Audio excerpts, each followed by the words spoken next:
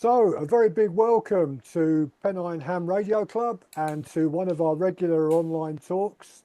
We're really pleased this evening to have Bob, GM4DLG, who has come back to the club, having been away for a little while. But one of his little trips away was an amazing one-man DXpedition down to not just New Zealand, but some of the other Pacific islands down there.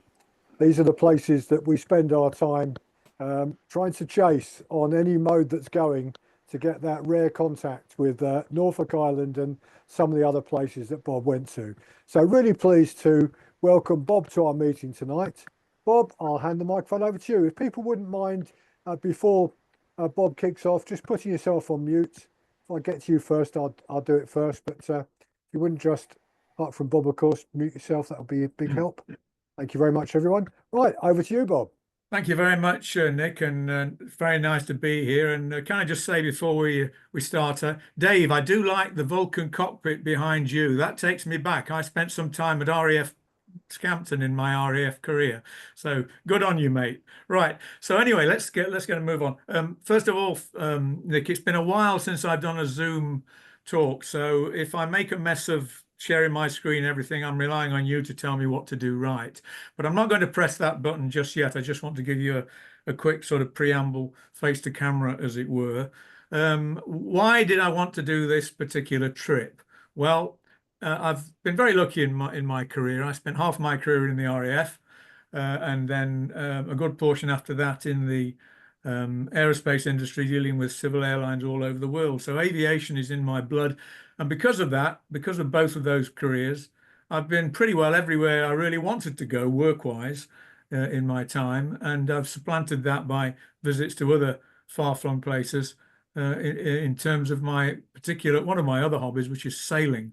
In fact, at one time, back in the 1980s, when I was in the RAF, it was great because you got 6 weeks paid leave a year and a DXpedition, well, not DXpedition, expedition, should I say, training, to sort of, practice your man management skills and all this sort of nonsense. And there was one time the story going that the RAF in the 1980s had more boats than the Navy did because of all the sailing yachts that he'd owned down in Gosport in Hampshire. And so I grasped that opportunity with both hands and did a lot of sailing. So I got to see some interesting parts of the world doing that. And one of the people I met and went sailing with after I'd retired from the Air Force was Robin Knox-Johnston. He was one of my sailing heroes. But there was another sailing hero that I never got to meet. That's one of the reasons I decided I had to go to this part of the world. The other was, rather surprisingly, considering I was involved in civil airlines, I'd never had any dealings with the New Zealand airline. So I'd never been to New Zealand. And I'm thinking, well, you're not getting any younger. You're a long time dead, as they say here in Scotland. Now's the time to do it. So the motivations were I'd never been to New Zealand. I wanted to go and do some interesting places ham radio wise. But the other reason for going was because I was wanting to follow the trail of one of my other sailing heroes, and that was Francis Chichester.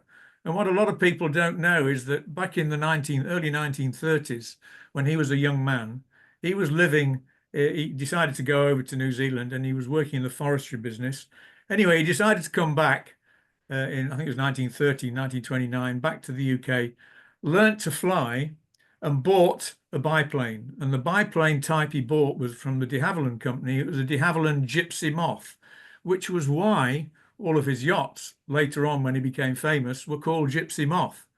The strange thing is, he decided to call this aeroplane Madam Elijah. I have no idea why, but what he did do was he decided to fly it sort of hop, short hop style like Amy Johnson in 1930 back to New Zealand. And he got as far as the Australian coast and then realized he couldn't go any further because he didn't have the range to cross the Tasman Sea. So he decided to have the airplane created and shipped over to New Zealand. A few years later, he decided he'd had enough of New Zealand, he'd made a lot of money and he wanted to come back home. So he hit upon the crazy idea of flying back. And in so doing, he visited Norfolk Island and Lord Howe Island as part of that journey.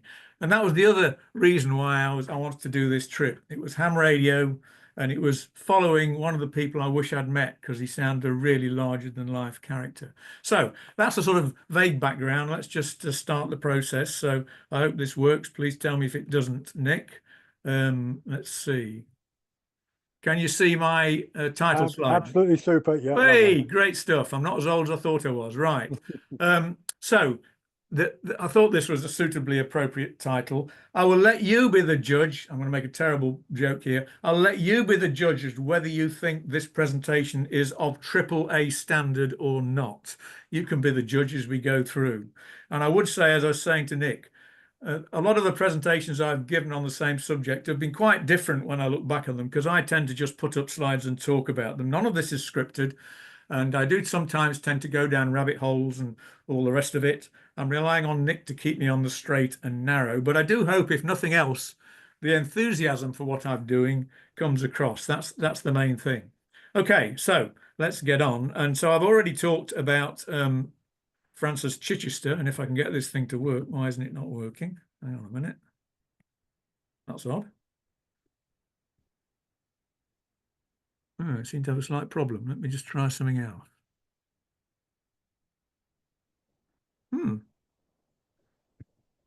Something strange happening here, gentlemen. That's the first time it's done that. Normally I've just used the forward and back buttons. Great, thank you.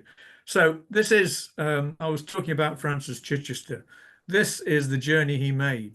And I'm not going to go into this in detail, there isn't time. Suffice it to say, as you can see from this picture, he landed at Lord Howe Island. You can see on the top right a picture of his aircraft being craned out of the water. He managed to get to Lord Howe Island, and you'll see a picture of his aeroplane upside down in the water. He crashed at Lord Howe Island, had to rebuild the aeroplane totally, and finally made it to Sydney. Now, how he did the navigation, I'm not going to go into that. This is talks about ham radio, but he wrote a book. It's called Alone Over the Tasman Sea. You can get it on Amazon on Kindle. And by the way, I should say I've got no pecuniary interest in this. It's just an amazing book. If you get the chance, it's really worth a read, because it shows what a real larger than life character he really was. So I was going to follow the trail of Francis Chichester in this, and I'll be talking a little bit about what happened to him on the islands as we go through. So here we go. So this is more about the radio side of stuff. I would say straight away, I didn't make this slide. This slide was made by the secretary of my local club here. Back when I said I was going to do this trip, he wanted to sort of get interest going in the local club. He was, before he retired, he was a journalist by profession, and he was good at putting this sort of thing together. The title is his, not mine, but it does summarize nicely what I did when I was out there, or wanted to do, shall I say, and also the dates and the itinerary. And at this point, you're probably thinking, so hang on a minute, if this guy did this before he set off, had he got a time machine? Because that picture looks as though it's a picture of you on your DXpedition. Well, no, that picture was actually taken in 2017 when I went out to the Maldives on holiday, and I decided to do a bit of playing around by the water's edge on 20 meters only. And that antenna is a 2-element vertical Yagi for 20. You can see on the right-hand side there the feed point halfway up the mast. So that's the radiating element, and the element on the left is a director. And I'm going to talk a bit more about that and how I produced that design in the next couple of slides. But the important thing to note here is on the bottom there of the right-hand mast, you'll see that the way it's supported in the sand, it's not guide, neither of the masts were guide. They're lightweight, telescopic SOTA beam masts, very lightweight indeed. In fact, the top of them you could snap with your fingers. But it's kept upright by a metallic screw jack that screws into the sand. I bought a couple of them in Lidl, you know, the centre aisle of Lidl, where you wander and you suddenly find out all these wonderful tools that you suddenly decided you needed that you didn't know until you walked in the shop. I saw a couple of these, they're fence posts, you know, things to put fence posts in, and I thought they might come in handy, and indeed they did. So let's get in now to the actual design process, if you like, for that antenna.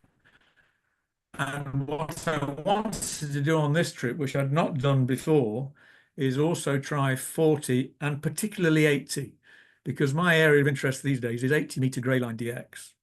So, it's working now. Oh, there you go. So this is the 20-meter vertical 2-element Yagi. And this is this particular image is one from EasyNet. That's what I use to model my antennas. And I would say right now, if you don't use EasyNet, it's really good because it's free.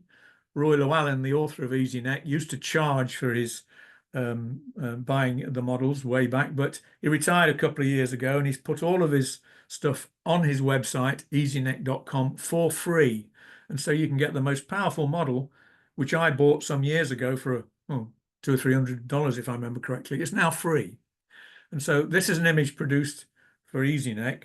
Now, there's one or two bits in this that aren't really relevant. Those purple lines are actually showing the current distribution in this antenna when it's energized. I just forgot to switch that particular option out when I made this image. So don't worry about the purple lines. But the green lines, as you can read what it says here about how it's constructed. And the great thing about this, of course, is you can play around with all the parameters and optimize an array like this for good gain and front to back without having to build a damn thing. You know, you can play around. And I did that and I came up with these dimensions as optimal for quite good gain from this antenna. And you'll notice that each of them is about 50 centimeters above the water, and they've got screw jacks in the actual implementation, the practical implementation. Also on this diagram, you'll see that line with a T on it. That's EasyNet's way of showing a coax line. That's a coaxial transmission line, because of course the feed point of this antenna is where it says number 1 there, halfway up the driven element. But this model is showing not only the 2 elements, but also part of the feed line down to ground level at point 2. And this was so constructed such that that length of coax was 1 electrical half wavelength long. And I was using RG58. In this case, it had a velocity factor of 0.66. So 1 electrical half wavelength using coax of RG58 characteristics is 6.6 meters. So that, as far as the model is concerned, that dotted blue and red line is 6.6 meters long. And it just so happens, as I'm sure many of you know, transmission line theory says that an electrical half wave down from your feed point, the feed point impedance is replicated exactly. So this is a cool way of actually measuring what the impedance is of this thing that you're going to construct. Because if you stick your analyzer at ground level at point 2, you'll be measuring exactly what it is at point 1. There's no way you'd ever think about not doing it this way, because you couldn't put a ladder up against these elements. They'd immediately collapse on the ground to try and measure at the true feed point. So those are the basis of the antenna, and I hope it works again now. Oh, good, it does. One other characteristic of EasyNet, and I don't know whether any other modeling programs can do this, but it's possible to input the characteristics of any particular sort of ground that you want. And furthermore, you can get the model to recognize 2 discrete areas of ground, and the boundary line between the 2 areas of ground is an extension of the y-axis along there. And I decided for this model, because of what I wanted to do, operate next to the sea, I put on the right-hand side of the y-axis there and its extension the characteristics of conductivity and dielectric constant for seawater, for salt water, and on the other side for sand. And so when you do all that and put it into the model, you get some very interesting results. But before I show you those, what I should say is the model says that what you've given me, about the model, I calculate that at 14.2 megahertz, this thing will be resonant, and it will have a resonant impedance of 37 ohms. That's at point 2, which is the same as it is at point 1, of course. I built this antenna before I went out there. I happen to be very lucky. I live only half a mile from a nice sandy bay on the western shores of Dumfries and Galloway, only 35 miles from Belfast. In fact, Belfast is the nearest city to me. Anyway, I built this antenna and the others I'm going to show you before I went, obviously, to test them. And when I measured the impedance, it was 59 ohms. Now, that tells you 2 things. First of all, it tells you it's kind of convenient, because that means you can just connect RG58 to point 2. I mean, it's near as damn it 50 ohms. So great, fine, smashing, wonderful. No need for any matching. But it also means that there must be losses somewhere in this practical antenna, because 37 divided by 59 is like about what? 40 odd percent. So this antenna is really only 40% efficient. But this was the best I could do. I rather hoped that the gain it would produce would countermand that. And so let's just have a look now at that. Okay, so these are the plots you get of the polar diagram from EasyNet. The one on the bottom left is the elevation. The one on the top right is the azimuth looking down on it. And I'm sorry the writing's so small. This is a direct lift off the EasyNet output, but I've underlined in red the salient numbers. This antenna has maximum gain at an elevation angle of 5 degrees. It's got a gain of 10 dBi and a front to back of 21 dB. Now, this is, I think, quite remarkable, and it's all down to the vertical's interaction with the ground, and specifically the sea versus the sand. Now, there is an artificial construct here in that what I've input on for the ground is the sea, and then it instantly translates to sand when you pass the y-axis. In the real world, of course, that sand is going to be wet because of the tidal movement, but the model can't manage that. So that's why there's kind of, it's a sharp distinction between the front and the back of it. So the real world, it's slightly different. More about wet sand in a minute. So this really explains the antenna I used on the Maldives, and I took this to New Zealand with me as well. And then the next antenna I decided to take was a result of a further trip.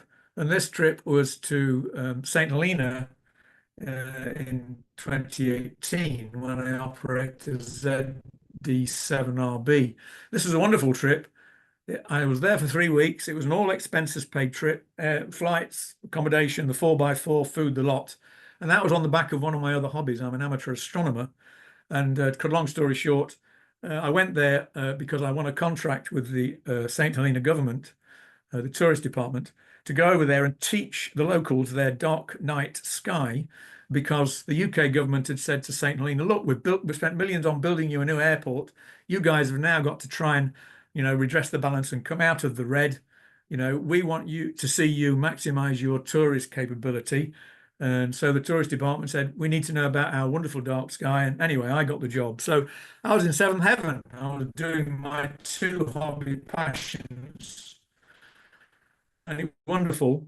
The problem was I didn't get as much time to do ham radio as I wanted to, simply because I was paid to be doing astronomy. Anyway, I did do this. The problem with St. Helena and Jamestown, the capital, that's the only real access you have to water. There's no sand, there's no beach, there's just rocks. And this is a car park fronting the water at Jamestown. So I thought, well, I'm going to do. So I decided to build a broadside array, 2 20-meter vertical dipoles connected in phase, and you can see the 2 coax lines coming down the same way they did on the previous antenna I showed you, to a single point, and then it's straight back to the rig in the car. And this was quite successful. Here's the EasyNet plot. In this case, I'd got C on one side like before, but this time I put in the characteristics of concrete, not sand. And this is the result. Again, you can see the salient features. Same elevation angle, very similar gain, 10 dBi. The front to back isn't quite as much, it's only 12 dB. And the beam width is not as wide as it was on the previous vertical Yagi. And when I did the same sort of comparison between model and actual practical results, I got this, which is very similar to the vertical Yagi, about, I don't know, what, 45, probably a bit more. Actually, thinking about it, it makes more like, let's see, it's about 60% efficient, isn't it?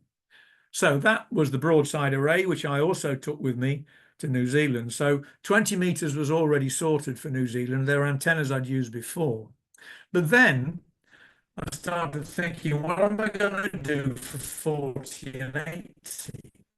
Now, all the literature you can read on this says, well, you're going to have to use radials, because there's no way I could take a mast that was 20 meters tall for 80. And I could take a mast for 10 meters, because the 10-meter mast is what I was using for 20. But I would still have to use radials because I couldn't use a vertical dipole. And all the literature says you must take radials even if you're right next to the sea. I thought, I don't want to do that. And then I had a sort of I don't know, ray of light struck my head or something. I looked at the metal screw jack, and that's the picture on the left. You can see there how big it is based on the ruler next to it. It's hollow. There's a drain point at the bottom. And when it's in sand and you look inside, you could see water. That's the level of the water table in wet sand, which is only just below the surface of the sand. And I suddenly thought, hey, this surely could make a ground plane, nature's ground plane, for that part of the antenna that is not always literally right by the water's edge, because obviously you've got tidal action to worry about. I'm going to try doing that. So this was the basis of my design for a 40-meter 2-element quarter-wave vertical array to take to New Zealand. And you can see there, it's all written up for you. Again, this is optimized on EasyNet. And you can see the same idea, driven element with a director. But this time, the director is connected directly to the sea or the sand. And the feed point for the quarter-wave vertical, the driven element, is at ground level. And I've summarized here so that you can read it better what the salient features are here. The gain's pretty good. The front to back is phenomenal. And it's got very wide azimuth beam width. So this antenna was going to be my antenna of choice. However, when you can look at what EasyNet said was the resonant impedance, this is at 7 point in the middle of the 40-meter band, 7.15. The one I built here at Port Logan, the best I could get was 25 ohms. Now, two things come out of this. It's now only about, what, 50% efficient compared to what the model says, a bit less than that, in fact. And the problem now is its practical measured impedance is 25 ohms, which means I've got to have some form of match at the feed point there. And so I decided to do it this way. Some of you may be aware of this already. I decided to use a series section transformer, which is actually documented very well in the ARRL antenna handbook. There's all the details. It's essentially two different lengths of RG58 and RG59. In my case, it could be other coax cables, whatever your choice is. And in the handbook there, it tells you how to calculate the specific lengths of these two bits of coax, which are serially connected together. And then when you attach this to the feed point at the left-hand end of the RG59, you will be matched to 50 ohms. That's why it's called a series section transformer. You have to be able to do the maths because there's formulas involved in it, a little bit complicated, but it's relatively easy to do that if you have any sort of, ability with a scientific calculator. And the sort of lengths you have, it varies on the band. But for this particular, I can't remember what the exact dimensions are, but I think the RG58 was about 4 or 5 meters long and the RG59 was a bit longer. The beauty of this system is it's part of your coax line anyway. So the only losses are the attenuation of the cables, which you'd have anyway. There's no ATU involved in this at all. The downside is you have to make up each one for each antenna for each particular frequency band, although, over something like 40 meters, it wouldn't matter much at one end of the band or the other. But you have to hope that the one you make up at home when you get to your destination works as well.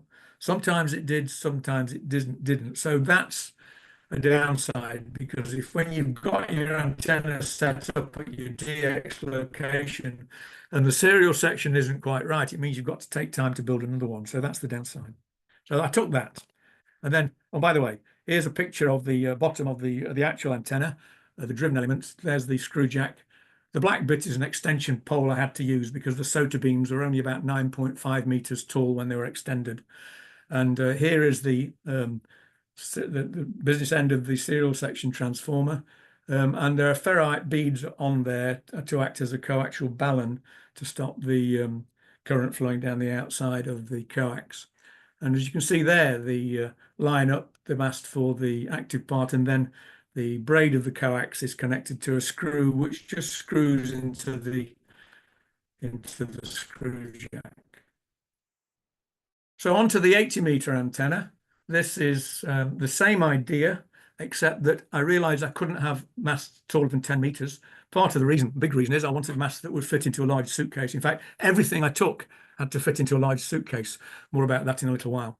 So I decided to use the same arrangement and dimensions as for the 40-meter array. And I also kept the distance between the two at 5 meters. Strictly speaking, I should have made it a bit bigger, but I was thinking of the practicality of having to wade out into the water if I'd gone much further, in case I had to, when it came time to recover the masts, especially in the dark after I'd been doing some evening activities. That was a bit of fun, but more about that later. One of the great things about the latest version of EasyNet is that you don't have to put, you can see I'm having to put loading coils at the base of each of these two antennas.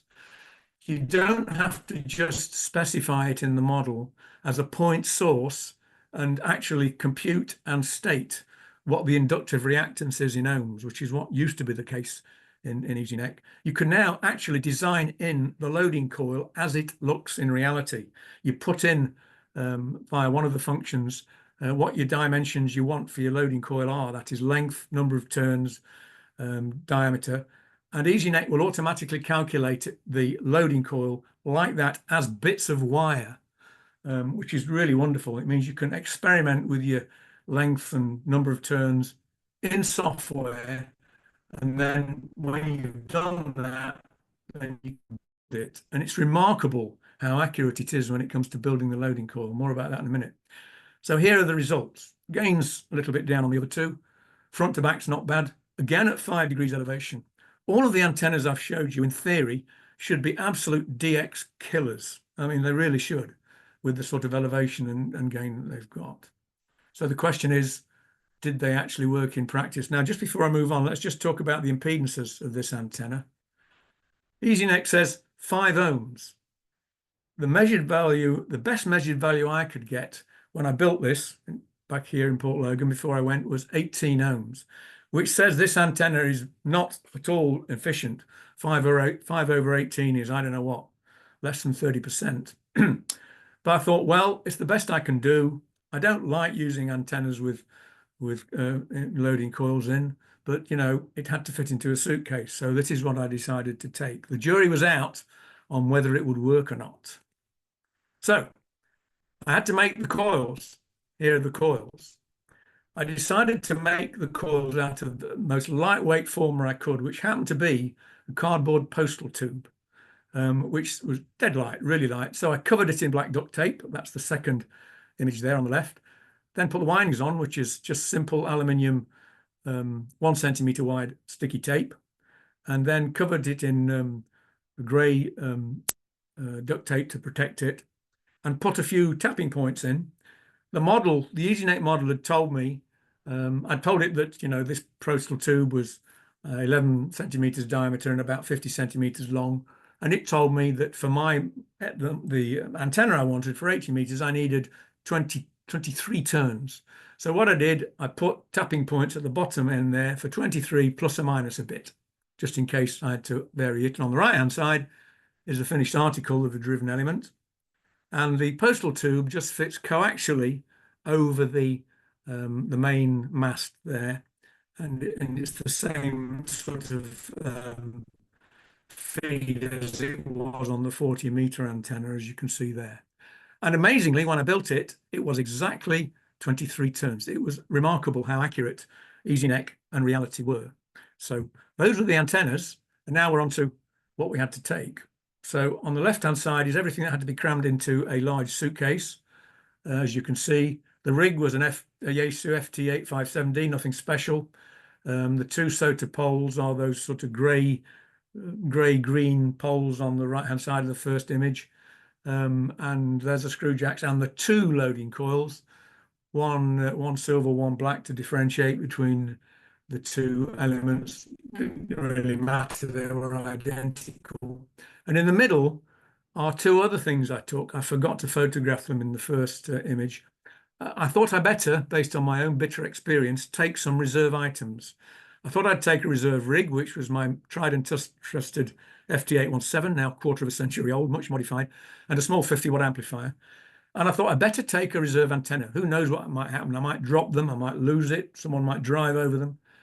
And I don't like using commercial antennas. I like building them, as you can gather. So, but I bit the bullet and thought I need a reserve antenna. So I decided to buy an ATAS 120. I'm sure some of you are familiar with this. It's Yaesu's answer to the screwdriver antenna, and it is designed to work with, among others, the FT857D. You can control it from the menu, and as you can see there with the ruler by the side of it, when it's set up, it's about 1.5 meters long. So this was reserve. Obviously you can take the whip off and it all fits into the suitcase. That antenna figures later on, but I'm not going to tell you how, because all good presentations should be like a good book. You've got to keep turning the pages to know what's going to happen next. Well, what's going to happen next is we now get, that's all the sort of theory out the way. We're now on to the, the interesting bit, maybe. I'm relying on you, Nick, to tell me whether I'm going to, make it or not. I'm pretty certain we're going to have to split it into two parts. I can tell you that now. Bob, Anyway, you're doing fine. Just keep going. great, good stuff. Anyway, so still got a lot of slides to do. So the basic thing was we flew out to Auckland from Glasgow. I flew Emirates via Dubai. I'm no spring chicken. Every day I get up now, I'm nearer 80 than 70. I thought I'm too old to be going cattle class. So I bit the bullet, spent a lot of money and went Emirates business class, and it was superb. I'm 6'2" tall, and I thought, will the lie flat bed be actually long enough? It was, with more to spare. It was just brilliant. Flew into Auckland, spent a night in the airport hotel in Auckland, and then flew out via a much smaller airline, Air Chatham's, to the Chatham Islands, which are this little bit just here, down here. And I thought maybe when I first saw this image that maybe the Chatham Islands had something to do with Star Trek, because if you look sort of squinty at that little bit there, it looks so much like the USS Enterprise. I don't know whether Jim Kirk spent any time on the Chatham Islands, but anyway. So we flew out from there to here on Air Chatham's. And this is the island. It's a very strange shaped island. We'll show you some close-ups of that in a minute. But before I do that, we were bussed out from the terminal to the aircraft. It's only a small twin turboprop in a bus. And I got on the bus, along with everyone else, and standing very close to me were a group of 4 guys. And one of them was wearing a Yesu cap. And I thought, oh. So I went up to him and chatted to him and said, look, I'm going out to the Chatham Islands. I'm a radio ham. And he looked at me rather strangely. And I said, my call sign is this. And then he turned to his 3 companions and said, hey, guys, we got competition. Because these were they, 4 ZLs going out to the Chathams on the same plane as me to do a DXpedition and coming back on the same plane as me. And neither of us knew that both of us were going. And Lance, the leader, who was on the left there, I think he thought, oh my goodness, this is going to be terrible. We're going to be competing with each other. But luckily that wasn't the case. These 4 guys were going out to do a classic 24-hour day, shift-driven, wham, bam, thank you, ma'am, talk to as many people as you can type operation. And I was doing something very different. This picture, by the way, wasn't taken then. It was taken when we got back, just before we all went our separate ways. All very interesting guys. The guy on the right-hand side, Corbin, I can't remember whether he is the youngest or one of the youngest licensed ZL1s in the North Island. Very nice guy, really interesting. They're all very pleasant guys. In fact, we got on like a house on fire. And in fact, this is what they did when they got there. They rented this place inland away from the coast and just stuck up lots of hex beams, low hex beams, and talked to the world. In fact, I did say to them jokingly, why are you putting up hex beams? Why don't you use the corrugated iron roof as a ground plane? But then I'm a dyed-in-the-wall vertical man. But we had a great time. And in fact, like me, they had a problem because the first few days, it was just like living in Scotland. There was gales and they had to take down all their poles, and so did I. So neither of us got as many activations as we would have liked. So back to the island. The only settlement of any size is Waitangi. It's a hamlet, really. By the way, at the top there, you can see the head office of Air Chatham's in the Bondi, close to the airport. I should say that the only bits of paved road on this island were 100 yards of tarmac as you leave the airport, and the sort of main roads in Waitangi, which is tiny. The rest are all gravel tracks, and very rough gravel tracks. The Chathams are a bit like New Zealand's answer to the Wild West, is the best way I can describe it. Quite rough and ready in some ways, but quite captivating in others. And here's a close-up. Now, I decided in my wisdom, and in retrospect, it wasn't wisdom at all, that, I didn't, I really wanted to be near the water. And there's only one hotel on the Chathams, surprisingly called the Hotel Chatham, and it's in Waitangi. This is the main area of Waitangi. You can see how small it is. And it was this hotel was right by the water. And here's the hotel here. Don't know whether you can see my little wee mouse pointer there. Here's the hotel here, right by the water's edge. Perfect. So I rang the hotel up and said, look, I want to come. I'm a radio ham. and you know, all the rest of it. Can I have a room fronting, ground floor room fronting onto the water there? And I see you've got an access road down the front of the hotel. Is it possible to lay a coax cable over that? You know, it'd be fine. Oh yeah, no problem, they said. And so, you know, I was looking forward to that. It was going to be really great. So that was the plan. And lo and behold, I made it. And here is the two-element vertical 20-meter Yagi with both of its feet in the water.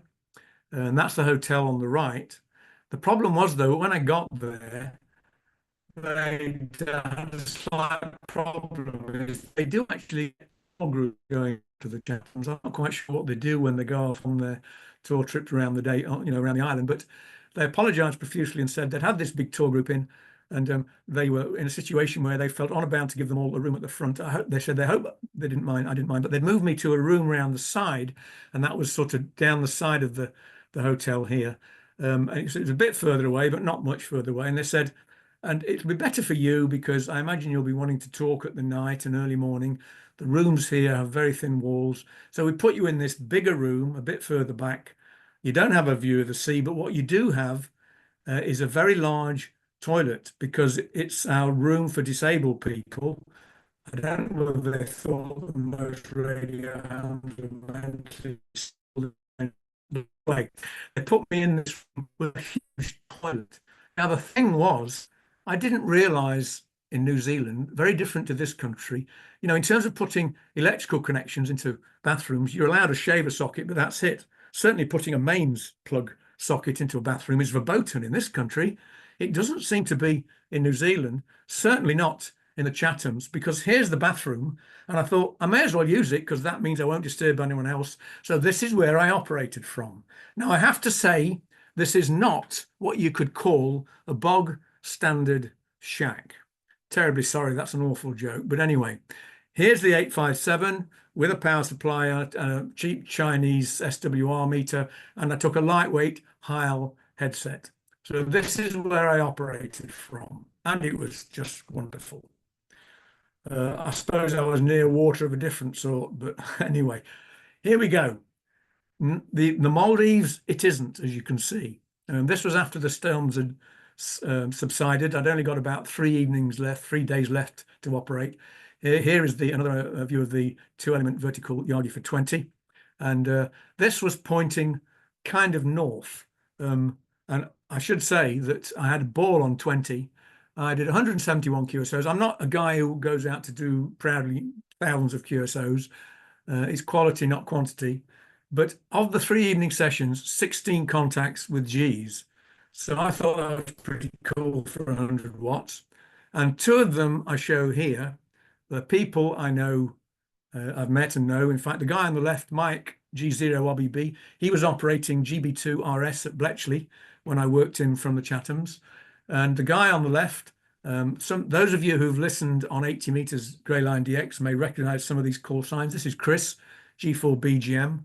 This picture was taken this May after I'd returned, should I say. No, I've been retired much longer than that. After I returned from the Chathams, this was taken in May.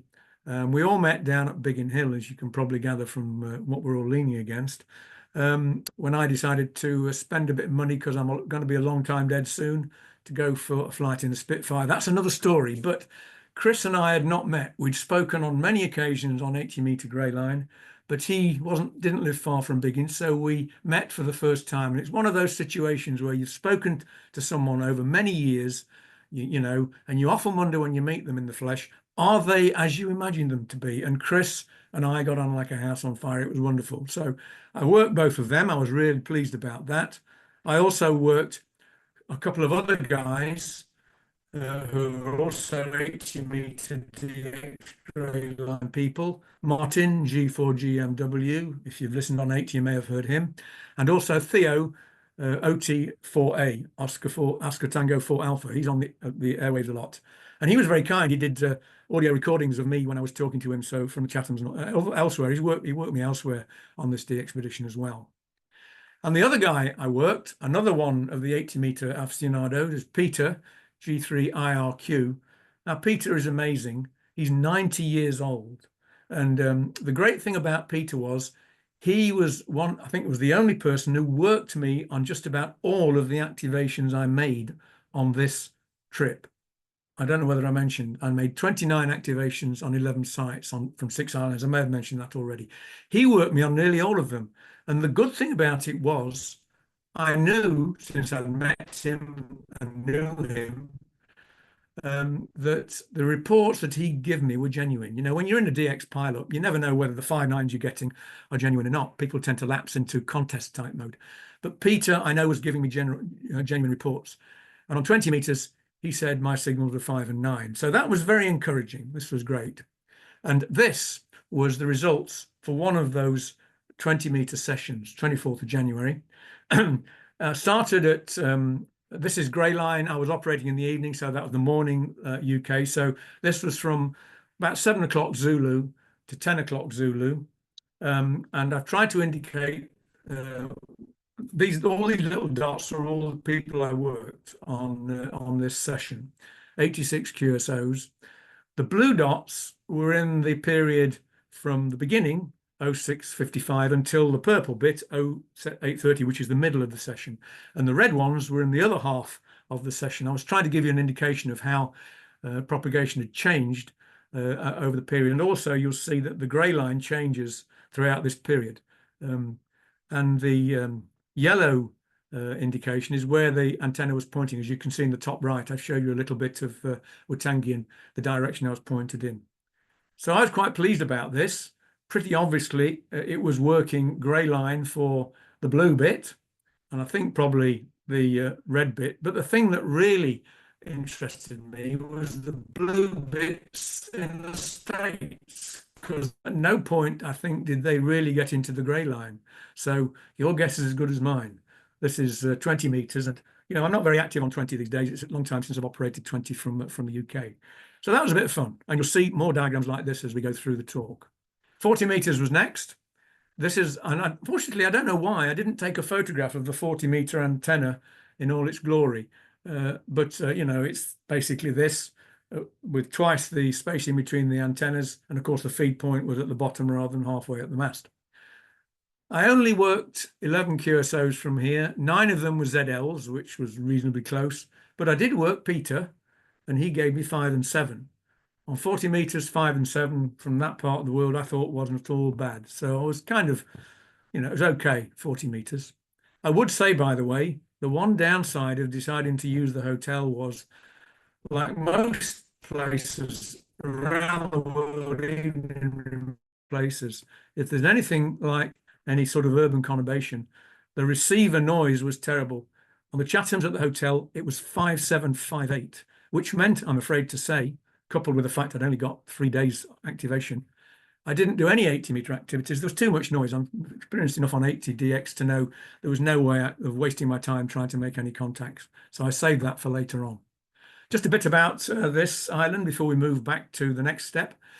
There's only one store on the island. You had to buy everything from there, otherwise you're completely screwed. This is the only garage on the island. I can assure you, you could not buy a Mercedes or a Porsche from this place. You had to have a 4x4 for the state of the roads. And I just had to have a photograph of this. It's a small island.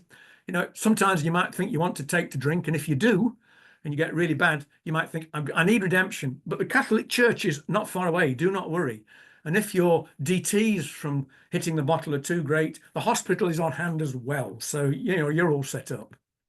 There is one resident guy on the Chathams, Chris, ZL7DX. He's a native of the North Island of New Zealand. Hell of a nice guy. Very, very nice chap. No ego at all. Wonderful chap to talk to. And this was taken in his porter cabin. He's in the process of building his house. You can see it at the back there. It's completely off grid. It's all driven by solar and wind. But I'd had a real nice chat to him before I came back. So then we flew back from there to Auckland.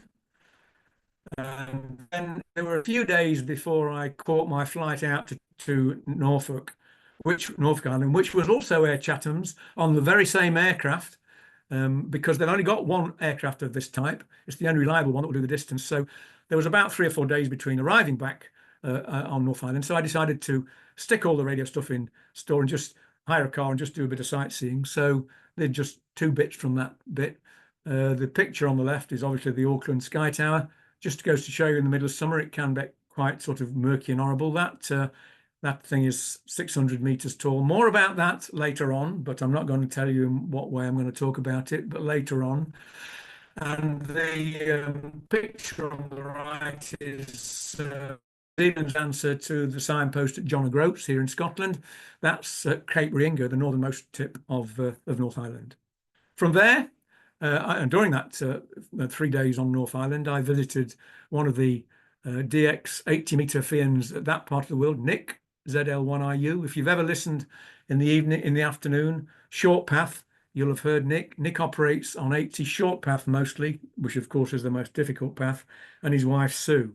I had a great time with them. Right. Next trip then was to fly from Auckland out to Norfolk Island. And you can see also on there, Lord Howe and Sydney. We'll talk about them later on. Here's Norfolk Island, very different to Chatham, by no means the Wild West. This was the view from the place I stayed at, looking south. You'll notice there's a nice fence there. I did contemplate putting my antennas up there, but I was in one chalet with chalets either side of me, and I thought, no, I don't think that's a good idea, besides which it's too far away from the sea. But it's a very lush island. You can see Norfolk pines on the right. This island was discovered by Captain Cook, and he made the comment when he discovered it, the island was full of pine trees. They're nice and straight. They'd make marvelous masts for Royal Navy ships. So we Brits had to have it, of course. Here is a map of it. It's very precipitous. The island is completely surrounded by high cliffs. There are very few places where you can get down to the sea. In fact, in terms of ham radio operation, there's only 3 possibilities. That's here, Cascade on the northern side, Ball Bay here, and the only other one is a nice set of beaches near the Kingston, the capital here. I operated from all 3. I decided to try this one first, and the reason for trying this first was a connection with Francis Chichester. Here is a sort of close-up of it. I don't know whether you can see the pier at the left. I think you can. When I was doing my investigation before I went, I noticed at the pier there was some nice balustrades which you could strap antennas to. You'll see the beach is not sand, it's gravel, volcanic rock. So I thought, I know, I'll get permission from the Australian government, because I realised it's a sensitive sort of thing maybe, to strap my antennas to the balustrade against the pier, and I'll go down there and operate. Trouble is, when I turned up there, to my dismay, the local fishermen had pitched some tents right by the bottom of the pier and were busy using it to gut the fish they'd collected and throwing the entrails back into the water. And so I thought, I can't go down there. The other reason was there were lots of sharks circling there, eating the entrails. Fascinating, but that's another story. So I decided to operate from this car park here. And by then it was getting late, so I thought I'll just put up 1 vertical dipole for 20. That'll do for starters. And whilst I was there, lots of people came along and stopped and said, what are you doing? So you went into the usual business of, I'm a radio ham, expecting them to say, what's that? But one guy turned up in what looked like a builder's lorry, stopped and said, I know what you're doing. I said, do you? He said, yeah. He said, you're a radio ham. I was a radio ham. I'm not a native Norfolk Islander. I come from Pitcairn Island. He said, my name is Trent Christian. And I said, well, there's the thing. I said, you know, there was a guy on Pitcairn Island, those of us who've been ham radio a long time, called Tom Christian. VP6TC, I said, was his call sign. He said, oh, yeah, Tom was my great uncle. Of course, he's been dead a few years. And when I got interested in radio ham on Pitcairn, he was still alive, so I couldn't have his call sign, even though my initials are the same. So I became VP6TA. He said, but I've not done any operating on ham radio here. He was a very nice guy, and there's no question he was a dyed in the wool radio ham. He must be. He's got an antenna growing out the top of his head. I mean, you know, what can one say? But he was a really nice chap to talk to. And the other thing is about this location, this is where Francis Chichester landed his biplane. And it was craned out onto the pier put on the pier at Cascade to protect it from the very large breakers there. I only did a bit of operating here, 53 QSOs, and quite a few Gs, including Peter, who gave me a 5 and 9 again, and also TO OT4A. So that was a bit of fun. And here is a great circle indication of that. And I'm pretty sure this was short path from the direction I was pointing, because there's the Gs at the top there. But again, this was kind of strange, because I was operating in the evening, and Europe was receiving me in the morning, which is long path territory. But I'm certain my signals were going over the pole, because some of the guys I worked said as much. Right, that's Cascade. And now we're on to where next. This is the south side of the island. Let me just go back. The south side of the island, these sandy beaches near Kingston. And here's a Google Earth image of it. Don't you love Google Earth? It's wonderful. This is the only other pier on the island. This is Kingston Pier, looking along that beach. And on the right-hand side there, you can see the remains of the penal colony on Kingston, on Norfolk Island, which is one of the other things we Brits used it for. It's a sort of small version of the one on Tasmania, Port Arthur, which we'll talk about later. And the remains of the prison are just here. And interestingly enough, when Francis Chichester came to leave Norfolk Island, he didn't have enough fuel to take off from Cascade, and besides which it was far too choppy. So he just put enough fuel in the aircraft to get off between the really rough breakers there and fly around and land here in Slaughter Bay. But the thing is, these are all coral reefs. So to take off, he had to take off from here, along here, and sort of do a dogleg in his takeoff run to miss the coral and then get airborne. What a man. I wouldn't like to have done that, but he actually managed it. So I decided to set up shop with my antennas just about here on this image. And here's a picture I took of myself. Here's a reef, which is great. It protects it and makes the water nice and calm. More about that later. And I set up shop just here. Here's an aerial view of that. These two rocks here, I was going to set up my antennas facing this way. And here we are. This is the 20-meter vertical Yagi beaming southeast, long path towards Europe. I didn't do much 20 here because I wanted to concentrate on 40 and 80 because I've not done any 80 yet. So I only did 17 QSOs. Best DX was EA8, which was good enough for me. That's pretty cool. And then I moved on to 40. Now, as I said, I never took any photographs of the 40-meter array. So here's another view of the 80-meter array. Just imagine that the loading coils aren't there, and then this is exactly like the 40-meter array was, they're 5 meters apart, etc., etc. So this is a real test of the 40-meter array. I did 19 QSOs. The best DX was a JA, and you'll say that's not far from Norfolk, but it was the long path over the North Pole, and he gave me 5 and 9. How do I know that? Well, here is how many. This is showing all the various contacts I made. The same deal as last time. The blue dots are the first half, the red dots are the second. The purple ones are the ones I made more or less around about midpoint at 0748. Well, I have 1G and 1 Echo Alpha 8, as you can see. And the thing is, one of the Gs I worked a few minutes later was an MW0, then a few minutes after that, I worked the JA. Now, I know that we were working the Gs on the grey line. The only logical deduction is that I was working the JA the same way, but I was going 3/4 of the way around the globe. So I thought that was pretty cool for what I got going. So I was quite pleased that the 40-meter array was working reasonably well. Then we get on to 80, and here is the 80-meter antenna. This was another picture of it. This shows one of the good things about this, and more about this later. I was so glad there was a reef there, because the water that would be smashing all the way over from South America had got to hit something, and luckily it was hitting that reef, because I don't think this antenna would have coped with those sort of breakers anywhere near it. So this was as rough as the water got within the lagoon, and it was really good. And so what were the results like on 80? Well, on the first time I operated it, I could hear 3 guys of the 80-meter DX gang, the 80-meter band of brothers, if I can call them that. And if you've listened on 80 again, you may have heard all three of these guys from time to time. Rich, K2RR, John, he's in Vermont, sorry, New Hampshire.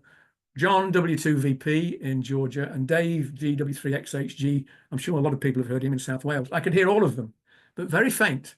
And I've been on the band long enough to know over the years that I thought, I don't rate my chances of being able to work them. By the way, that picture of Rich was taken in August last year when I went over to New England in pursuance of amateur astronomy. I was going to a star party in Vermont, and I looked at the map and realized I was going almost straight past his door. Hell of a nice guy, really pleasant. Another of these guys I've spoken to over the years, and he turned out to be exactly as I expected him to be. Anyway, the great thing was, I know my antenna was working because Ron, ZL4RMF, another 80 meters DX, I'm sure you'll have heard him. He was the beacon on South Island of New Zealand. He had a tremendous signal. We all used to use him, in the mornings because he was nearly always there. He was copying me 5.9 plus, and Dunedin, where he is on the South Island, was fully 1,200 miles from Norfolk Island. So, I knew the antenna worked on transmit. And he said, "Look, Bob, I tell you what, I'll act as shepherd. I'll tell the guys you're there, and I'll get them to call you." And then, just as we were starting to do that, another of the stalwarts from ZL on 80, Dave, ZL2OK, he's on North Island, also came on frequency. He was 5.9 plus. We were going both ways. So I got two guys there to act as my sort of shepherds. And they were both saying to Rich, John and Dave, "Look, Bob's there. Can you hear him?" Unfortunately, none of the three of them could hear me, which wasn't good news. By the way, more about Ron and Dave later on when I get onto New Zealand itself, North and South Island. So the next day, I had another go. This time I could copy Dave much stronger. He was 5 and 7. Ron was available again. Dave was doing other things, and Ron tried once more. Bob's there, he can hear you 5 and 7. But Dave just said, "Well, there might be something there, but no way." And so I just didn't make the contact at this point, and I just had to accept that I was going to have to try on other places during this trip because the time on Norfolk was coming to an end. And while I was packing up, thinking about, the pluses and minuses of these sessions, I'd done well on 40, I'd not achieved 80. To my great surprise, a guy came down to the front while I was packing antennas up and started talking to him. It became obvious he was a radio ham. This turned out to be the only resident radio ham on Norfolk Island, Nick, VK9DX. And we had a really interesting chat. And he was very hospitable. He took me up to his house, and I met his good lady wife, who for the life of me isn't I've name. Unfortunately, I can't remember. It's escaped me. One of the joys of getting old. They were very hospitable. Now, he's not resident on Norfolk full time. He actually spends most of his time in Sydney. He's a watchmaker.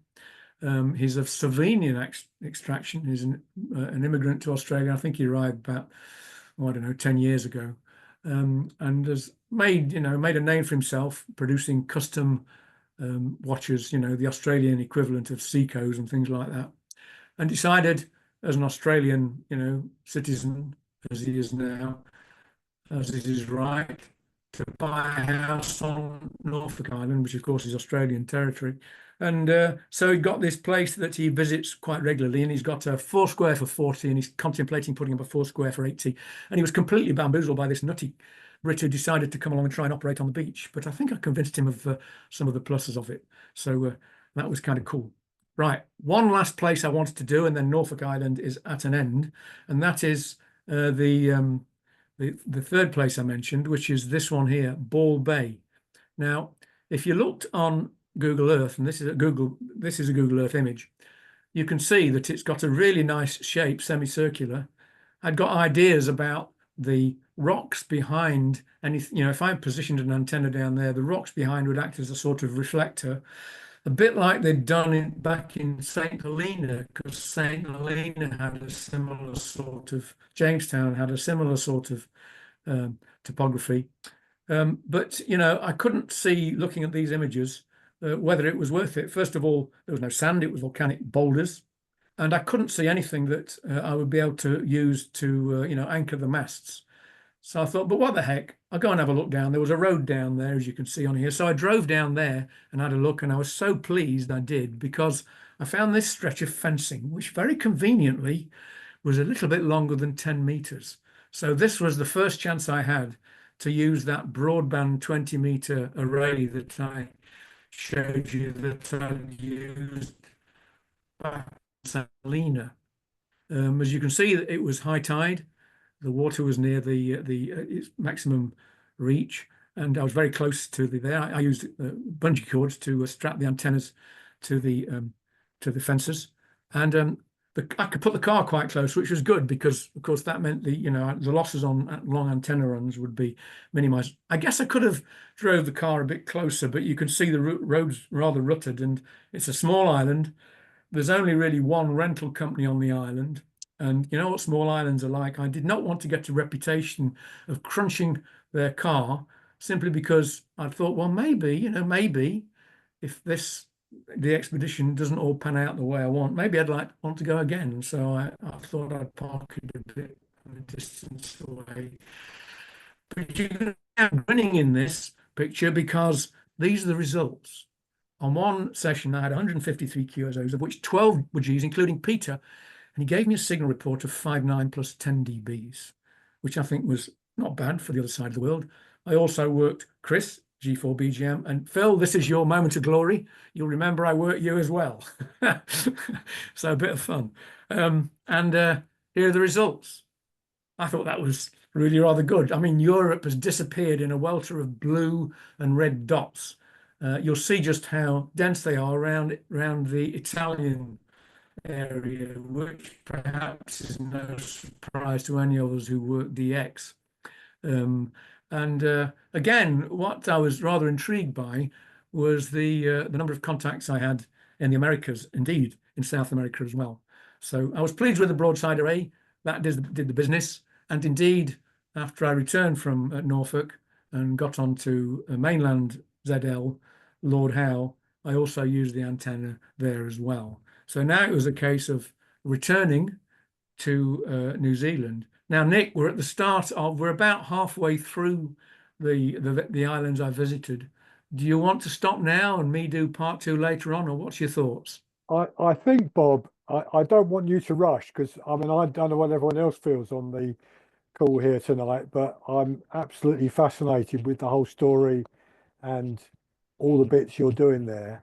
Okay. I think we ought to pause it here, throw it open for Yep. people to come in with questions about the antennas and anything else they want to ask you about. Give you a chance to pause on that. Absolutely. In terms of coming back, we've got a meeting booked next week, but we've got nothing in the diary because we weren't planning to run every night of every Wednesday of the month. But we could do, if you were free. We could come back on the 30th. Yeah, that's fine by me, I think. In a fortnight's time, and Yeah. let's do part 2 there. Yeah, that's absolutely great by me. Of course, now you've got a sort of preview of what happened on the North Island. It wasn't exactly what I expected, but more about that then in 2 weeks' time. So thanks so far. I'm more than happy to answer questions. Right, Bob, should we take your Yeah. screen down, and Yeah. we'll just get the gallery of people back, and There you go. give people an opportunity to ask any questions or make any comments. First of all, just Sure. while I've got the audience back here again, I hope you were as gripped as I was with Bob's description of what he got up to in that little trip down there, but all by himself. Incredible. But is everyone in this room happy that we'll stop here, just have a chat about this, and we'll come back in 2 weeks' time, and Bob can continue the rest of the story, because I don't want him to rush it and miss bits out. Everyone happy with that? Yeah, Absolutely. brilliant. Okay, lovely. Right. Thank you, guys and girls. That's brilliant. Right, let's just open it up to any comments or questions. Just before we do, Bob, I know you're talking to an audience here of people here who lots of us love playing with wire antennas. So you're speaking to a room full of people. I can go around the room, look at people in the room here, that I know, and know that they like nothing more than a pole and a reel of wire and different combinations of feeding it and growing it and running it and so on. You've got a great audience here. So let's chuck it open to any questions, contributions, comments. I'd love to hear Phil's side of the QSO that you made, Phil, with Bob down there. Who wants to go first? Everyone's gone quiet. Whoa. Let's go on, AD. Yeah, thanks for that, Bob. Absolutely fascinating because I've spent many years getting up early in the morning and not necessarily working anybody on the top end of 80, but certainly listening to many of those people you mentioned. So from that point of view, absolutely fascinating, as the rest of the talk was. But yeah, great. Thanks very much. Yeah, well, I like to mix, I like to mix in the technical stuff with the human side of it, because as I was saying to Nick earlier before the meeting started, this hobby is obviously technical, but it's also about communication between human beings. And it's remarkable. There's quite a large proportion of people in this hobby that aren't good at that sort of thing. And that's why I like to mix in the personal, people side of it as well. So thank you for that. Yeah, thank you, Adi. Right, who else wants to make a comment or ask a question? Yeah, yeah, great talk, Bob. Obviously, Bob and I, we've spoken on many occasions on top end of 80. Sadly, Ron isn't with us anymore. Obviously, he passed away. Actually, I thought he passed away a few months ago, didn't he? ZL4RMF, and he was sort of the beacon, really, for the early morning nets. So, really sadly missed. But, it's great to talk to Bob. I mean, I've been doing this hobby since 1974, and I still get a great thrill of working DX, and especially if somebody you know out there is even better, more of a challenge. And it was a delight to work, Bob. But I also spoke to Nick, VK7DX, on 10 meters the other morning, which I think cannot show as well. But he was 10 was wide open. This was about a week ago, and absolutely incredible strength coming in on 10. I've never heard it like it in all my years of doing this. So it's all there at the moment. But no, great, Bob, and look forward to part 2 in a few weeks' time. Yeah, well, of course, I was thinking when I mentioned Ron ZL4RMF in this bit, I thought, well, I was going on to visit him. That picture I showed you was taken when I visited him on South Island, and I was going to talk about, what's happened to Ron there. But I agree with you. Those of us on 80 now have lost a beacon, haven't we? Because he was always on. It was part of his life, it was a major part of his life. But anyway, I'll talk more about Ron and how we got on when we met at the next, part 2 of this talk. 40 meters well in the morning.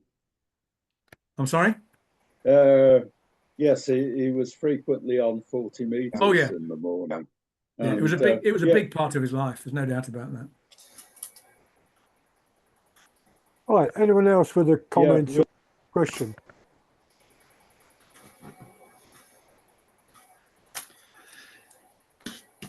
Everyone's gone very quiet. Let's take Adriana first and then Ken. Adriana. Yeah, I have a practical question. I saw the suitcase with all the antennas and all the metals in there. Yes, I can imagine that it must be very complicated to get through the customs and the security during your journey. How did you manage this? Well, actually, you've reminded me of something I forgot to say about that as well.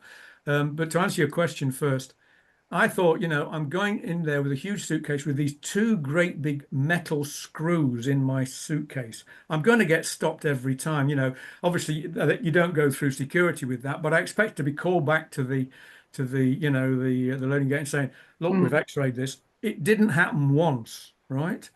But there's some incredibly funny stories, and I wasn't going to include this in the talk, but I'll mention it now. I flew on 3 different airlines on this trip: Emirates out there and back, Air Chatham's, and also Qantas when I flew out to Lord Howe Island. And to get to Lord Howe, you have to transit via Sydney. And Qantas security measures are absolutely top notch. And they have these security scanners when you go through security that actually will indicate, items that are suspect without them having to just search through the luggage.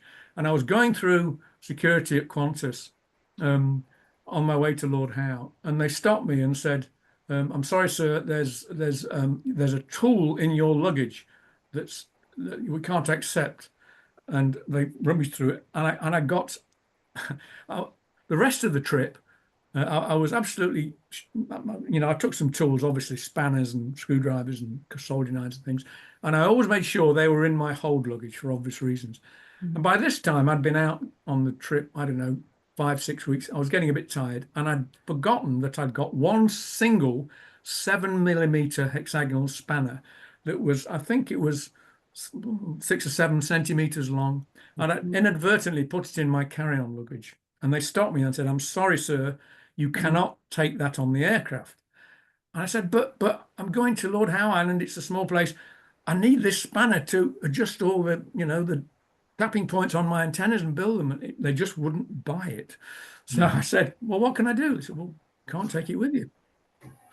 So I said, "I'll tell you what, can I go back to where I put my check-in baggage, see if it's gone yet, and ask them if I can put it there?" They said, "Yeah, you can try." So off I rushed back to the check-in point and said, "Look, I need to put this." And the guy looked at me and said, "I'm sorry, your suitcase has gone through." He said, "However, we have had similar problems before. We have a series of small plastic bags. When it was small, it was the size of a shopping bag, which we give to customers like this. You can put your spanner, which is as long as my finger, in this bag." He said, "The problem is that our scales are for weighing heavy suitcases. It won't work if it's less than 2 kilograms. You need to put something else in there." So I rushed back to the security thing where they'd taken out some duct tape, which I wasn't allowed to take on the airplane. I said, "Have you still got the duct tape?" They said, "Yes." So I grabbed that, rushed back round to the first place, put the duct tape in this bag, and the duct tape and this spanner went on as whole baggage. Would you believe that? It's a true story. But to answer your question, the metal screw jacks, I never had a problem with. Unbelievable. Yeah, astonishing. Very good.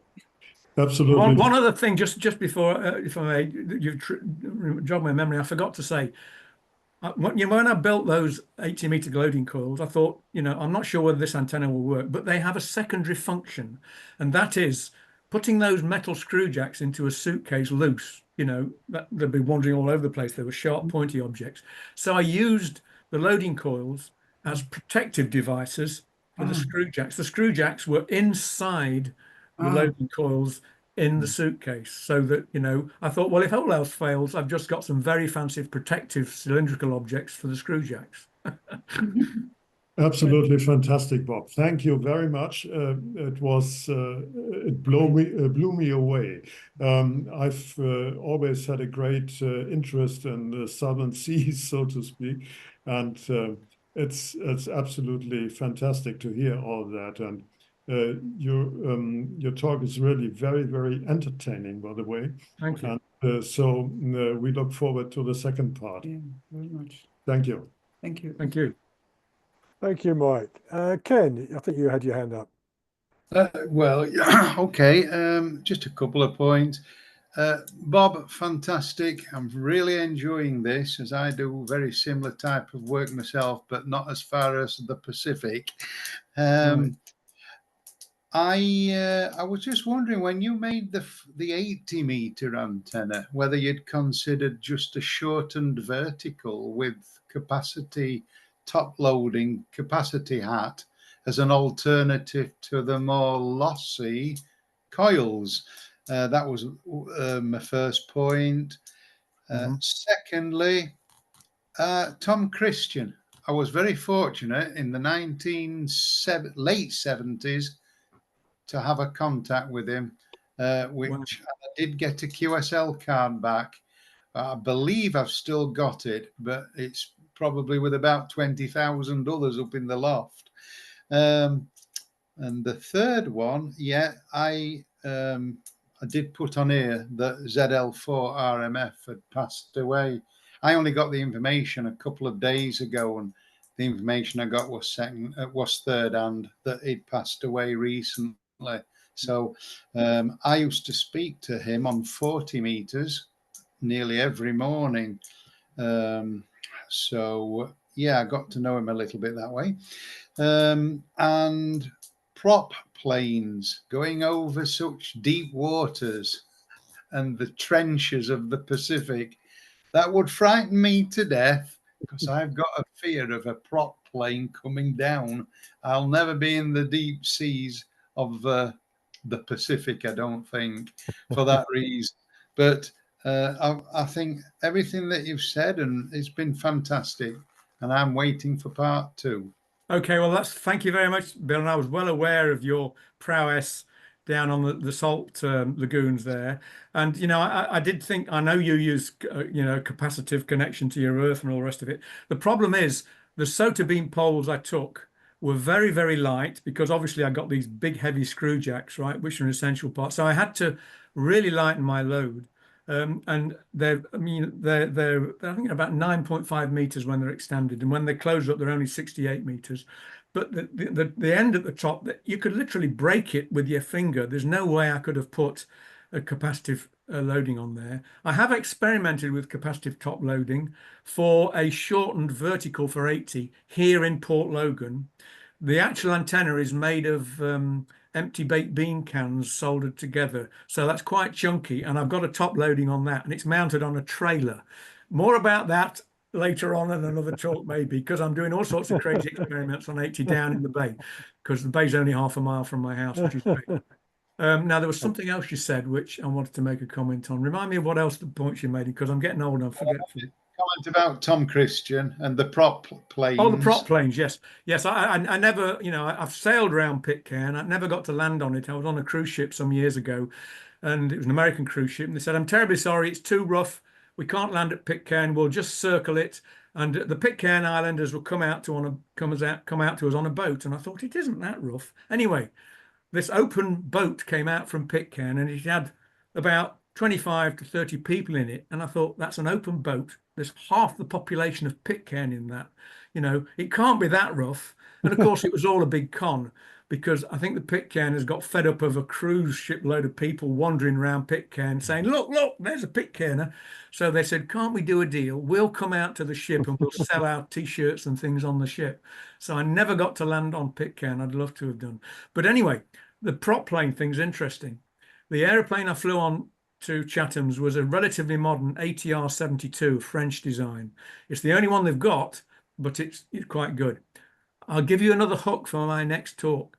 The aeroplane I flew out to Lord Howe on was quite, well, it was a similar, smaller prop plane and quite an old one. It was nearly 30 years old. I'm not going to say any more, but there's all sorts of interesting stuff about how you get to Lord Howe Island. But that's a hook to make you come back in 2 weeks, Ken. Okay. It was so fascinating when I was a lad in the 1970s that it made me read up about Pitcairn Island and the obvious, the mutiny on the Bounty story. So, yeah, very interesting that. Yeah, there's one other point, and I forgot to mention it. There was a connection. There's a big, strong connection between Pitcairn and Norfolk Island. Trent Christian, who I met, had decided to settle on Norfolk. But going back in history, in 1836, about 50, 60 years after Pitcairn was discovered, they found out about where Christian and the mutineers had gone. The population of Pitcairn had got too big, and the British government said, look, we're going to have to move some of you, and we'll offer you another island to go and live at. And that was Norfolk Island. And now half of the indigenous population of Norfolk Island can trace their roots back to the Christians. There's a lot of Christians on Norfolk Island. And Norfolk Island is a wonderful place to visit. It's got lots of history as well of everything else. So yeah, great. Thank you very much, Bob. Thank you. Yeah. Anyone else with a question or comment to Bob? Yeah, Bob, just a general one. Obviously, visiting these islands, things like your medical care, if you needed certain medical care, and also like medical insurance on a trip like this, does such a thing really exist? Well, that was one reason I only went for 8 weeks, because I'm over 75 now. And when I came to try and get travel insurance, they said, yeah, you'll have to pay a hefty premium. I thought, hey, no worries. You're a long time dead, you know, I don't mind. It's a once in a lifetime trip. But they said the absolute limit is 8 weeks. We're not going to let you do any more. So I landed back in Glasgow 8 weeks almost to the hour that I left. So that was one constriction. And the other thing is you pay a lot of money for travel insurance for that sort of thing. But I just reasoned it, you know, compared to the cost of the overall thing, it was not that expensive. But the interesting thing was I was messing around with some of these other antennas I've just been mentioning to Ken, with, you know, baked bean cans and things, down in Port Logan Bay a few days ago. And as usual, someone came up and said, what are you doing? You know, so I went into the usual, I'm a radio ham and everything. And I was saying, you know, I'd been out to New Zealand. He said, I was there a little while back and I fell ill. And I said, oh, well, it's just as well you had travel insurance. And he said to me, he said, oh, no, he said, it's like for like with the NHS in New Zealand. Now, I'd never heard that before. I don't know whether it was true or not, but if so, I was done. I don't know. But you're right. I mean, you know, I went on a sailing trip, 10 years ago now, from Ushuaia in Tierra del Fuego across to Antarctica. And it was a long trip. It was a 2-month trip. And then we sailed from there to Tristan da Cunha and ended up at Cape Town. And I thought, you know, there was going to be a doctor on the crew, but he was only a GP, right? He was getting the trip for free. And I thought, if anything happens, you know, when you're there, that's it, you know. And I thought, what do I do here? And I started to think, what happens if you have something like a detached retina? You know, there's nothing that could be done. And I think you pays your money and you takes your choice. You know, I had anything that I thought was suspect checked out before I left the UK and thought, what will be, you know, who knows? I'd rather do that than you know, when my time comes, think, damn, I never did go there. So, yeah. Yeah, Okay. I think Australia and New Zealand are both covered by the global health card that the UK does, which is fine, but of course it wouldn't really cover you for, you know, a very serious problem. So, you know, have a small injury or whatever, you'll get treated for sure. With same, very similar to the one we used to have in the European Union, that applies to most of the European countries with Britain.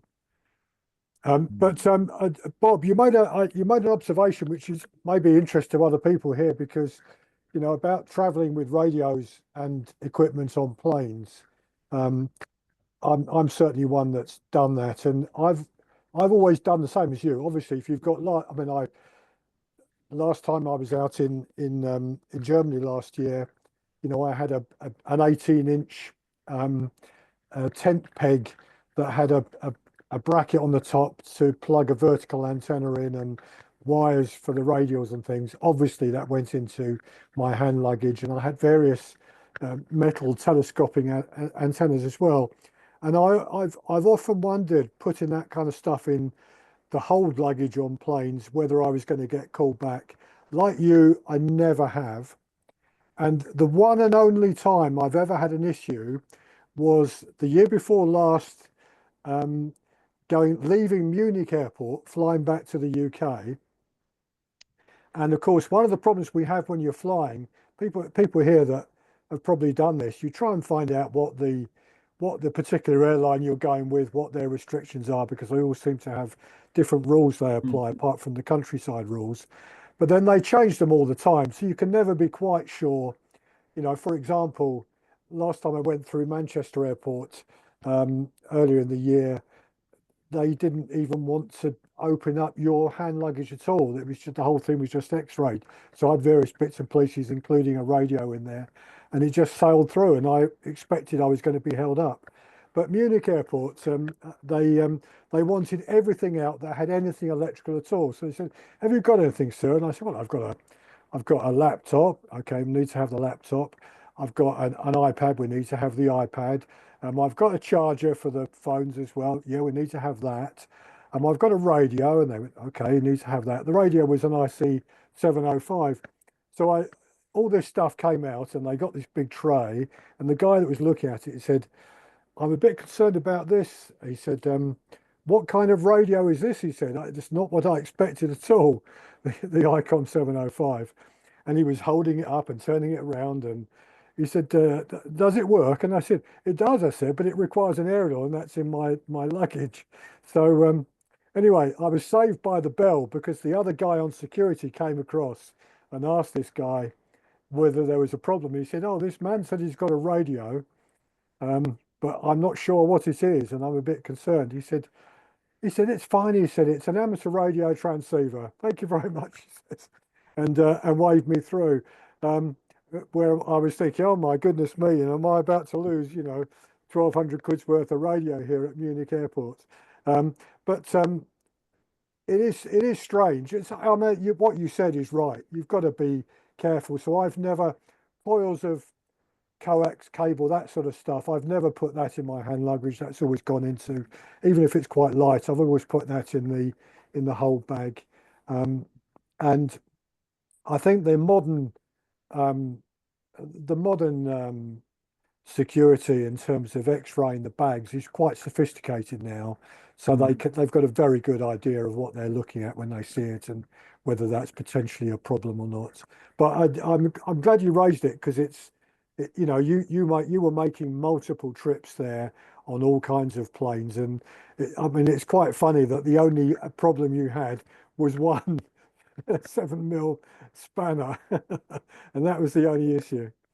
Yeah, and of course the other thing is, I always made sure I got a copy of my license with me, so that if, just to give thing. But the business about trying to explain what a radio ham is, again, I forgot to say, on the Chatham Islands, when I was putting up that antenna, in front of the hotel, at one point, people come up and ask you what you're doing, and this car drove along that access road in front of the hotel. And I was just about to go down to the water to put the antenna up, and I was standing there, and this guy stopped, opened the door, and said, "What are you doing?" So I said, as we all do, "I'm a radio ham," thinking I'm going to have to explain that. And he just looked at me and said, "Oh, one of them," slammed the door and drove off. I mean, I guess, Bob, on some of those smaller islands, where people do go over to run, I know there's some quite big DXpeditions over there, but also, people like yourself and little groups of friends go over from Australia and New Zealand to some of these Pacific islands quite regularly, or the States over there, to do these little trips. The local people there must see it quite a lot, where they see what is ostensibly a fishing pole, and obviously no one's fishing for anything other than, supporting a radio antenna on it. So that doesn't completely surprise me, Bob. That kind of, oh, you're one of those, are you? The worrying thing is, whenever I spoke to anyone who was younger than 40, and this really makes me realize just how old I am, most of the people I spoke to under 40 hadn't a clue what the hobby was. It says it all, doesn't it? It's kind of sad, but I don't know. But there you go.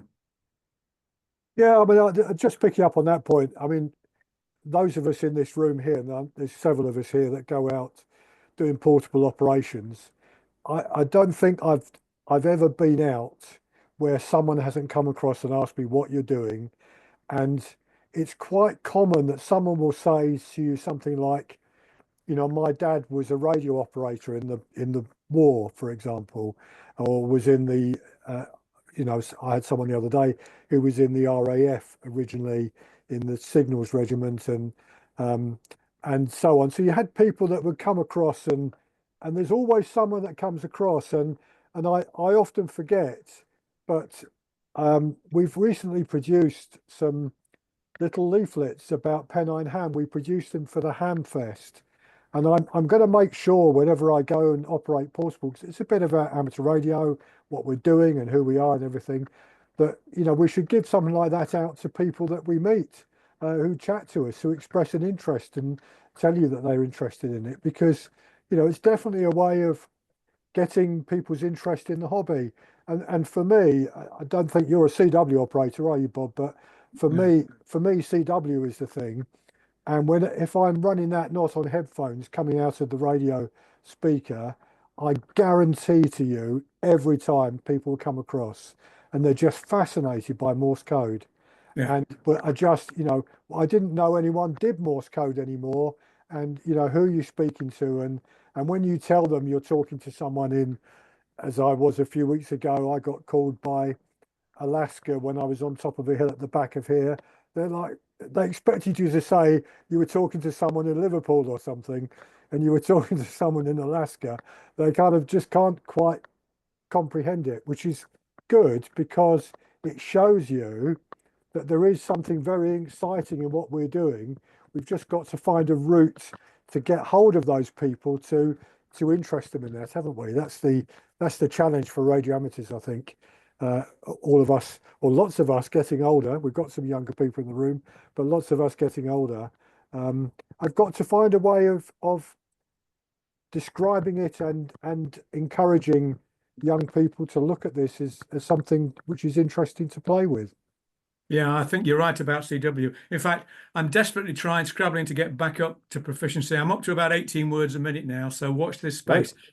One story about that, and I may have said this to you before, I can't remember, years ago, when I was still quite active on 20, when we lived, before I retired, we lived up near Kilmarnock, and I used to go across to the Isle of Arran and then scramble up to the top of Goat Fell, which is the highest point of Arran, as some of you know, with a tent and a couple of telescopic poles and my FD817 and a battery and a solar panel.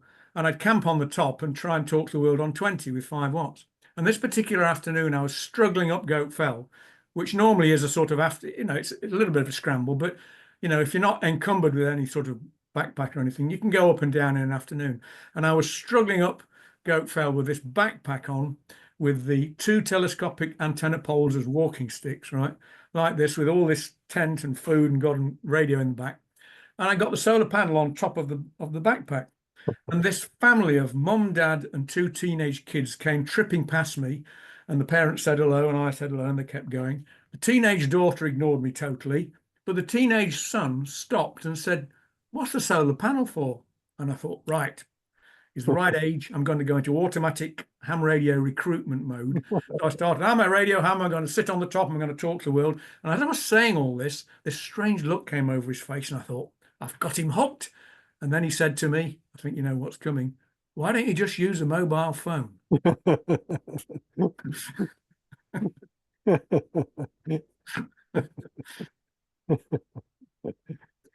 Yes, that's progress for you, Bob. Yeah. Right. Probably a good moment to pause. Just before we do for tonight, anyone else got any other comments or observations, any questions they want to put to Bob? We're going to have him back in a couple of weeks' time, unexpectedly. And hopefully the audience here is going to be able to take part in a couple of weeks' time as well. And also, we've still got our audience watching us on YouTube as well. So we'll hope we'll get you back as well in a few weeks' time. Terry, one of our members, G7WRS, has just said hello to us watching on YouTube. Right, anyone got any final comments or questions or comments to Bob for tonight? Well, thank you very much for being such an enthusiastic audience, and it's been a real blast, and I'm looking forward to doing it again in 2 weeks' time. Thank you very much. Brilliant. Yeah, thank you very much. Mike, K0FFT, out in Illinois, I think. You were asking what's the YouTube channel. If you just search on YouTube for Pennine Ham, you'll come across Pennine Ham's YouTube channel. So if you just look for Pennine Ham, if you're here for a few seconds, Mike, don't disappear straight away. I'll put into the chat the link, the HTTPS web link for the YouTube channel, so you can just copy and paste it from the chat. So yeah, no problem at all. We only started, Mike, only in August as a club. We had 38 people come together to set this club up. We're now up to 65 members, and as you can see in the audience here, some of the people in the room here are members of our club in other countries. So we had Tom from South Africa, Terry from the States is on here tonight. We've got Mike and Adriana in Germany, Jeff in Belgium, are members of this Pennine Ham Club. So we're not we're not confined to one location. We've just got someone, VK4GF has just joined us. Let's just say hello to him and tell him where we've got to. Hopefully his audio will connect. Yeah, Bryn, VK4GF, welcome to tonight. You've actually missed part one of Bob's talk. He's still here, GM4DLG. Is he gone? Are you coming into the wrong room? I think yeah, we had a visitor from VK there, VK4GF, who came in and then disappeared. So I was just going to say to him, we're going to be back in a couple of weeks' time. If he pops back in again, I'll drop him a note. It's not someone I've heard of, but yeah, we've to Mike out in the States, K0FFT. Yeah, we're having great fun with our club here, and having good fun with these online meetings. And also we've got guys in the room that go off and run their own portable operations, and we publicize that amongst our members. So Ken, G4VZV, is just back from Spain. He's been operating out in the, oh, thanks Mike, you found it, good. Yeah, Ken's just been operating out in the salt lagoons in Spain. He's also got his own YouTube channel of his contacts out there as well. Yeah, so Dave, you asked, is the Zoom code going to be the same in 2 weeks' time? The answer to that, Dave, is yes. Same as tonight, it will be the same same code. If you want to sign up to our club newsletter, if you go to our website, which is pennineham.org.uk, so https://www.pennineham.org.uk. On that website page, you'll find a link to sign up to our newsletter. If you're not signed up to it already, we'll just join you up and you can get information about our meetings. So I'm going to say a very good night to those who have been watching us live on YouTube, and thank you very much for joining us on the journey. And I'm going to say good night to everyone here. I'm not going to close this room down, but I'm going to close down YouTube now. So good night to you. And we'll see you hopefully in a couple of weeks' time. I'm going to finish recording and we'll put up part one of this talk onto our YouTube channel tomorrow or the day after. And we'll see everyone back hopefully in a couple of weeks' time. So thank you very much.